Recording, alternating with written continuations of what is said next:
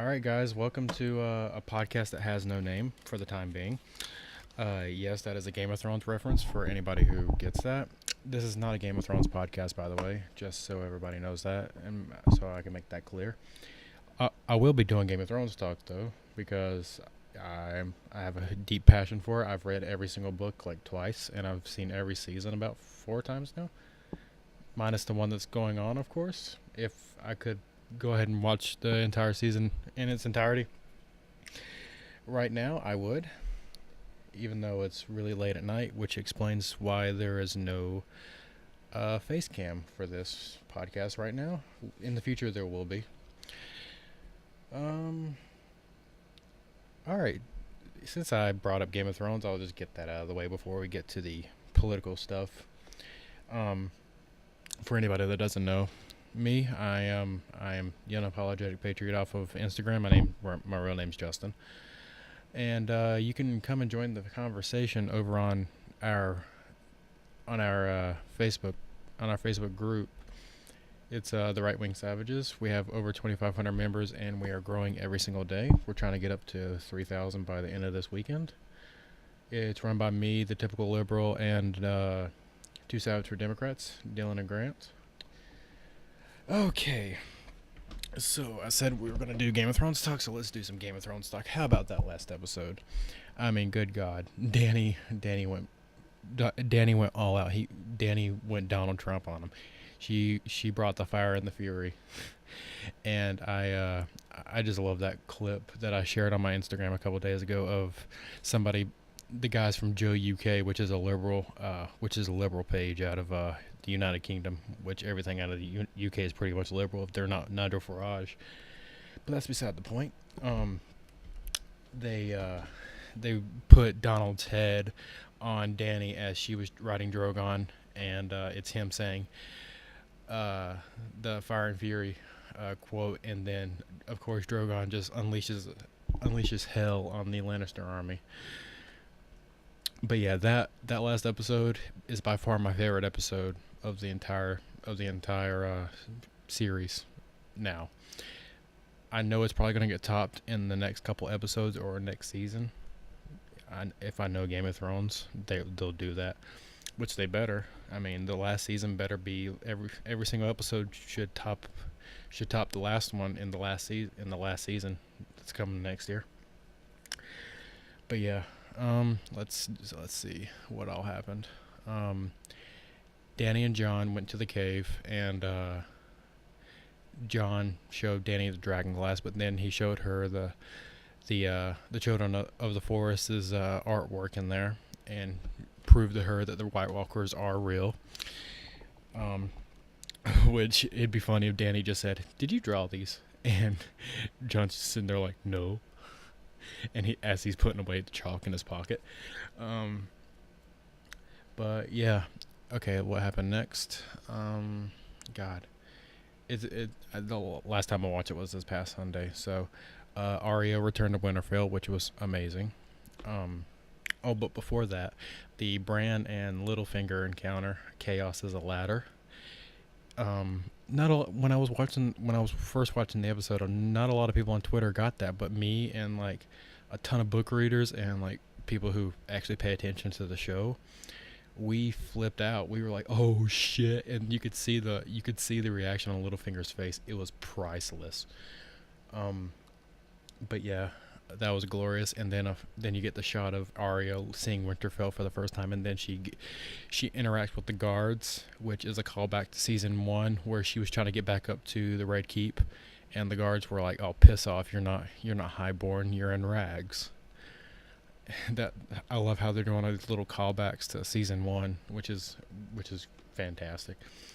And you get the Sansa, Bran, and Arya reunion where she gets the cat's paw dagger, which that dagger is gonna be a major key in the episodes to come. I can guarantee you that.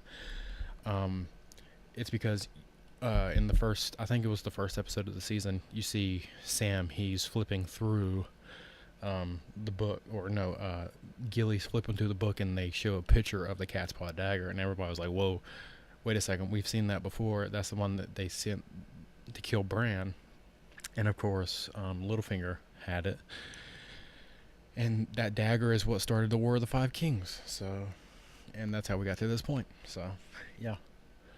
Um, the Arya Brienne battle was just fan service. That was just pure fan service. And what else? The Missandei, Davos, and Jon scene where Missandei says, "We don't have bastards where I come from. Everybody is a trueborn child. Well, not everybody's a trueborn child, but they don't recognize bastards as bastards. They just see everybody as equals, which that will come into play. Mark my words, it will come into play later in this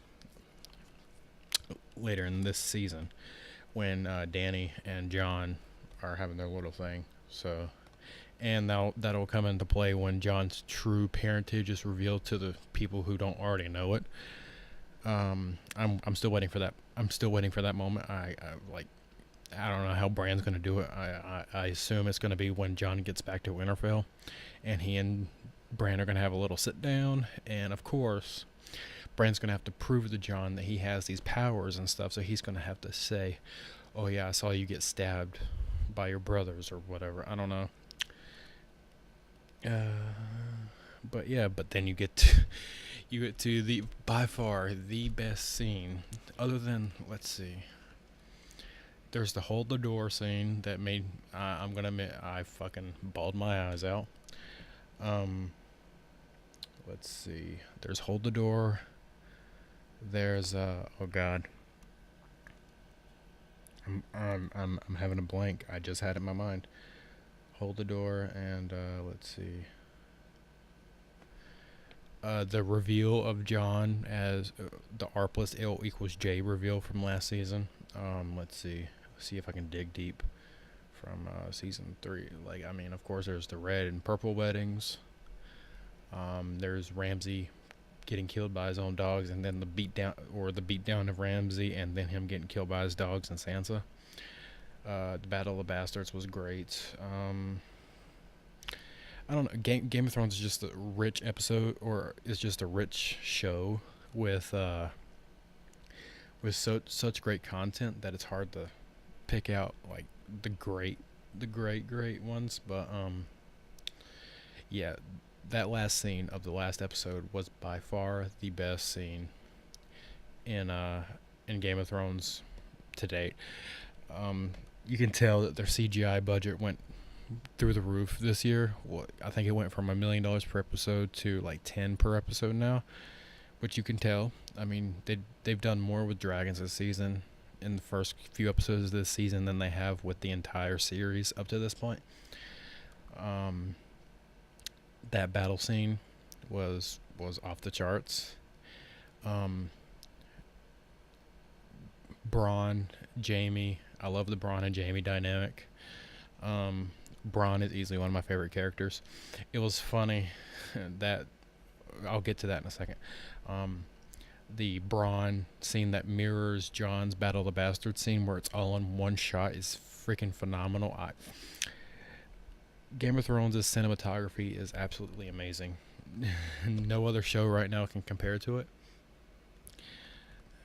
Well, that's due to the fact that no other show has a $10 million budget per episode right now, so that also says a lot. But anyway, regardless.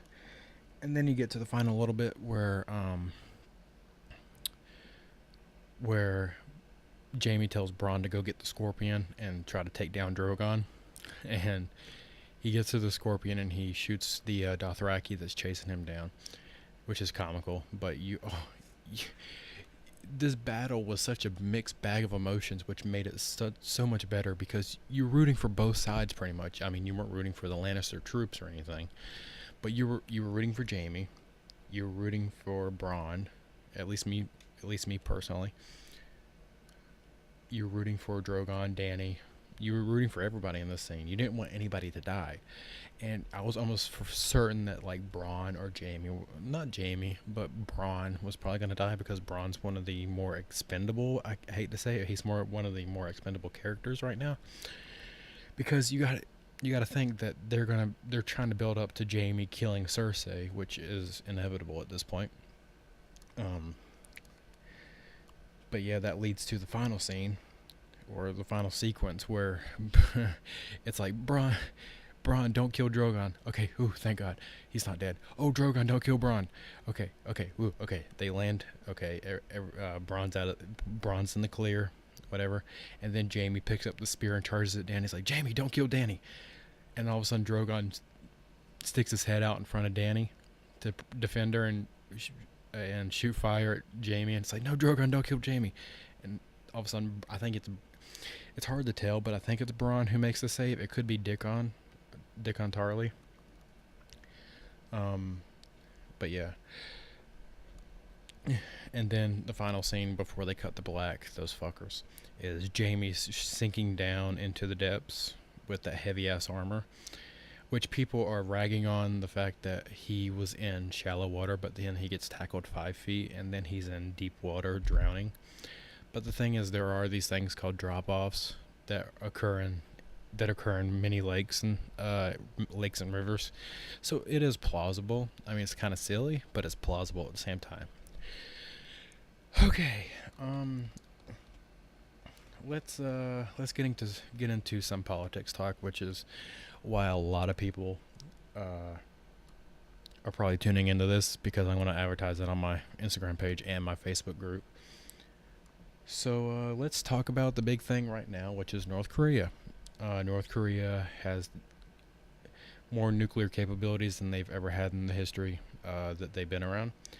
They've micronized their nukes to the point where they can fit them on their ICBMs. They can reach U.S. territory, Japan, etc., etc. And then Kim Jong-un starts making threats. He's flexing his little big boy muscles that he has over there with his 80s lesbian haircut. And by the way, it's illegal in North Korea to get the Kim Jong-un haircut. If you can go to jail or be executed if you have his haircut, which is ridiculous. But what I want to talk about right now is the media delusion that's surrounding this right now. The left-wing media, which, I mean, it's kind of a key term at this point, where it's kind of like a token term that we throw out to get points with our fan bases at this point. It's the left-wing media is behind it all, but okay, let's face it, like, most of the media out there is left-wing. The true right-wing media is the alternative media sources that you get online, like Daily Wire, Louder with Crowder, Drudge Report. I mean, alternative media is the future of right-wing media, which is great, because everywhere else is getting censored. I mean, we'll get to the Google firing its engineer for pointing out scientific fact. But okay. So back to North Korea. The media is trying to paint Trump as the person who's responsible for the entire North Korea situation, which is ridiculous. Donald Trump inherited 60 years of failed policy, and it is not his fault that the North Koreans are capable of have this nuclear capability, because, okay, let's face it, Bill Clinton back in the 1990s, he put in this policy with North Korea. They basically said, all right, well, it's an honor system, essentially. As long as they appear to be playing nice, we'll keep funding them. We'll rebuild their electrical grid. We'll make them not so reliant on nuclear energy, so they have no reason to pursue nuclear power. And the North Koreans are essentially sitting there with their fingers crossed behind their backs, and they continue for years now to develop their nuclear program, while we're just sitting here, just twiddling our thumbs. And of course, the left-wing media at the time, back in the 90s, they tried to say that, oh, Bill Clinton was on the verge of a breakthrough with North Korea. But then, of course, good old George Bush comes in and destroys everything. Newsflash: George Bush was preoccupied at the point. There's a little thing called 9/11 that happened that he was dealing with at that point, so he didn't really have time to deal with North Korea at that point. Bill Clinton didn't really have any major wars going on during his term, so he could pursue more foreign policy a little bit better than George W. Bush did. Let me get a drink of water. I'm thirsty.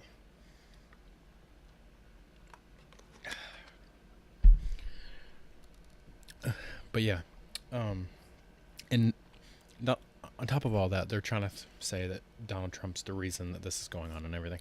They're trying to paint him as the evil one in the situation. I cannot believe that I'm saying that right now, but the left-wing media is trying to paint the United States president as the bad guy, as opposed to the communist dictator who executes his own people. Oh, they're trying to say, oh, he's not aggressing anybody. Yeah, he is.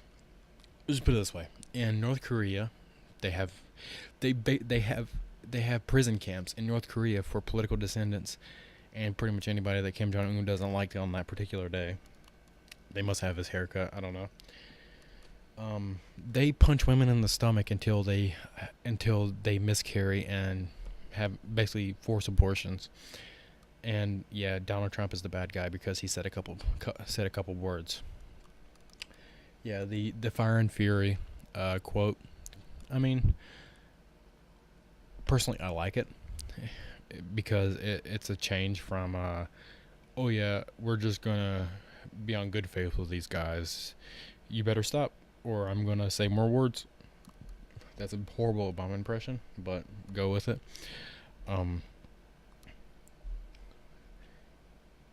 Trump's actually threatening action rather than words, which is a good thing. And then, of course, Kim Jong Un, being the insecure little piece of crap that he is, he starts laying out this plan to take out Guam, to fire 4 missiles into the general area of Guam to basically say that yeah, we can hit Guam, and then try to scare us off. I hope he knows that if he even starts anything, this thing's over in 5 minutes. A war with North Korea would be shorter than the Iraq war I'm waging, if not a couple more, like a week longer than the Iraq war lasted. We wiped out the 3rd largest army in overnight, essentially, and we can do it again. Trust me, America's army is not going anywhere. Oh man. Oh, sorry. I just got a notification on my phone that my baseball team's doing well. We're about to be on a 6-game winning streak. St. Louis Cardinals. Back-to-back nights that players hit a grand slam. Not bad. Okay. Back on top. Back on the road. But yeah. As for the future with North Korea, if push comes to shove, I'm normally a non-interventionist. I don't believe in sending young men to die for a screwed up cause. I mean, if World War III were to break out, I'd be drafted. I mean, I have no problem with that. I'd love to serve my country, but yeah.